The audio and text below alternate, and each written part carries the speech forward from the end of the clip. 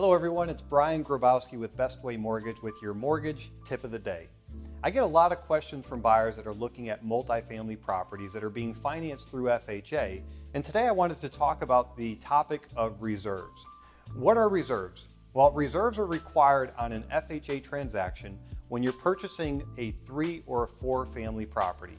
And what the reserves are is money that you have to show the FHA underwriter that you have available to you over and above your down payment and closing costs. So let's just say, for example, you're purchasing a $200,000 home through FHA. We know the minimum down payment through FHA is 3.5% of the purchase price. So let's just say you need $7,000 for your down payment. In addition to that, you have your closing costs and your prepaids for your taxes and your insurance. Of course, we know that with FHA, you can get up to a 6% seller concession to cover closing costs.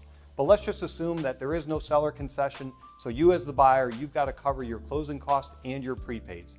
Again, let's just use easy numbers. So let's say we have $7,000 that we need for closing costs and prepaids. So we have $7,000 for our down payment, we have $7,000 for our closing costs, so you need $14,000 to get to a closing table.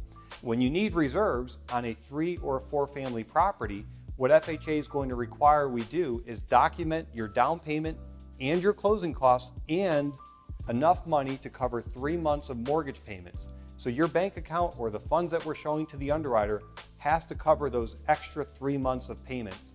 That's only required on a 3 or 4 family property through FHA. So that does not apply to a single family home, an FHA approved condo, or a 2-unit property. This is only on 3 or 4 family properties. And oh, by the way, with FHA, you can only finance up to 4 units. So if there's 5 units or more, that is not an FHA eligible property.